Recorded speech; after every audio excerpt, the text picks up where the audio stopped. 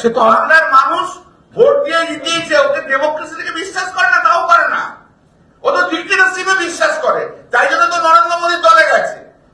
ভারতবর্ষে পশ্চিমবাংলার মানুষ এতগুলো লোককে জিতিয়েছে, পশ্চিমবাংলার মানুষ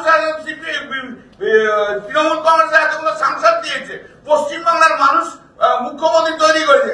ও হরিদাস পালকে বলার তৃণমূল আছে কি না আছে, এটা বললাম না, ভুসি মাল একটা, একবারে ভুসি মাল।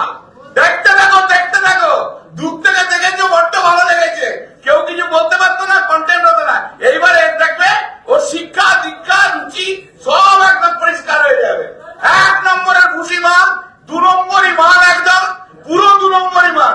কথাই ভালো করে বলতে পারে না, ওই ইংলিশে বলুন না 1 ঘন্টা কথা, ও 50 মিনিট 1 ঘন্টা ভালো করে স্পিচ দিন না, একটা দেন বলো, দিতে পারো না আমাকে 4 বছর কি বলছো, দেখো না তুমি আর কিছু করতে পারো না, দেখো এবার তো কাছে আসবে। একদিন তো দূর থেকে দেখেছো, দূর থেকে দেখেছো, সে যেমন মা দুর্গাকে মঞ্চে তুলে দেখে তো দেয় না, সেই দুর্গা দেখেছো আর কি, বা মাইলট করেছো ভয়কে। এবার তো কাছে আসবে, তোমাদের কাছের মানুষ হবে না, কিছু কিছু সাংবাদিকের বড্ড কাছের মানুষ। তবে হ্যাঁ, দুর্ভাগ্য একটা জিনিস, সত্যি একটু কষ্ট পাচ্ছে বেশ কিছু সাংবাদিকের কলকাতা হাইকোর্টে কাজ কিন্তু কমে গেল। কিন্তু বিষয়টা হচ্ছে উনি কখনো, ওনাকে তো বারবার বলা হয়েছে উনি কোনো মামলা করছেন, মামলার রায় দেবেন ইত্যাদি, উনি তো উদ্দেশ্য প্রণোদিত ভাবে আমাদের পার্টি, আমাদের নেতা, আমাদের নেত্রী এই জড়িয়ে বারবার বারবার এই কথাগুলো বলেছেন, সেইখান থেকেই এই প্রবলেমগুলো তৈরি হয়েছে। আর একটা হচ্ছে অভিষেক ওনার এই ধরনের কিছু মন্তব্যের বিরুদ্ধে সুপ্রিম কোর্টে গিয়েছে, সেটা কিন্তু এখনো পেন্ডিং আছে। অভিষেক কিন্তু বিচারপতি হিসেবে অভিজিৎ গঙ্গোপাধ্যায়ের ভূমিকা চ্যালেঞ্জ করে সুপ্রিম কোর্টে গিয়েছেন, সেই মামলার ফয়সালা হয়নি, তার আগে উনি রণে ভঙ্গ দিলেন। আমি যদি ভুল না করি, কল্যাণ একটু বলে দাও এটা।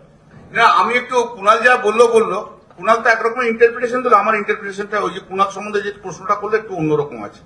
সেটা হচ্ছে ইন্টারপ্রিটেশনটা হচ্ছে ও একটি কিন্তু ঝান্টু জিনিস, অভিজিৎ গঙ্গোপাধ্যায় একটি ঝান্টু জিনিস। ও জানে যে কুণালকে যদি আমি একটুখানি বেশ পাটি রাখি তাহলে হয়তো অ্যাটাকটা আমার কম হবে, কুণাল ভালো, কুণাল ভালো, কুণাল ভালো, ওর এইটাই হচ্ছে প্রসিডিওর। এই যেমন হাইকোর্টে গেলে, ওর কোর্টে গেলে ও কি বলতো আমাকে, আপনাকে আমি ভীষণ শ্রদ্ধা করি, আমি আপনার কাছে আইন শিখছি, আপনি যখন আর্গুমেন্ট করেন আপনি আরো আসুন, আমি আপনার কাছে শ্রদ্ধা করি। কেন? যে যাতে না বেশি ঝাড়ি, ও ঝাড়কে খুব ভয় গায়। এবারে রাজনীতি এসে পলিটিক্যাল খাওয়া, এবার একদিন তো বলতে পারিনি অনেক কিছু, আর তো কন্টেন্ট হবে না, 420 লোক একদম, ও জানে ও ঝান্টু, পুরো ঝান্টু। কুণালকে একটুখানি ঠিকঠাক করে সেট করে রাখতো, যাতে কুণাল আবার প্রেসে যে আবার উল্টো পাল্টা বেশি না বলে দেয়। কুণাল তো খুব স্ট্রেট কাট কথা বলে, যাই হোক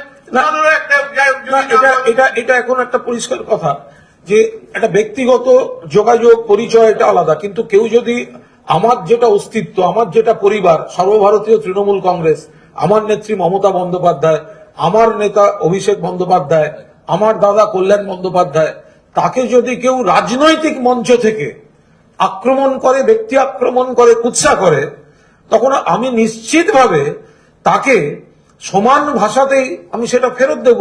তার মানে এই নয় যে সেখানে আমি বিগলিত হয়নি, ও বলছি ও হচ্ছে জানতো জিনিস, ও একটু মানে সেট করে করে লাইন করে করে, ও তো লাইন বাজলো, ও সিপিএম এর সঙ্গে লাইন করে, যে লাইন করে ব্রিফ পেয়েছে, ও সিপিএম এর সঙ্গে লাইন করে, যে লাইন করে প্যানেলে ঢুকেছে, এসএসসির প্যানেলে ঢুকেছে, পুরোটাই লাইন। আমরা আরেকটা বলি, সবই বলা হলো, সিপিএম আর কংগ্রেস এবার বলুক এতদিন কাকে নিয়ে নাচছিল।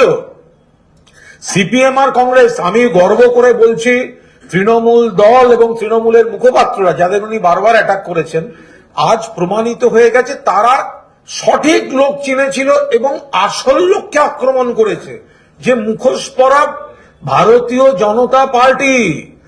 আজকে তো সিপিএম কংগ্রেসকে বলতে হবে, বিকাশবাবু আর বিকাশবাবুর সঙ্গে যারা থাকেন তাদের বলতে হবে, রোজ টিভিতে গিয়ে বড় বড় করে তৃণমূলকে গালাগালি।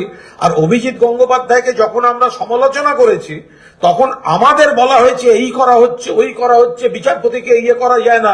সিপিএম আর কংগ্রেস আজকে কৈফিয়ত দিক যে তারা তাদের যাকে নিয়ে মাতামাতি করছিল, তারা আজকে তারা কি বলবে। Thank you.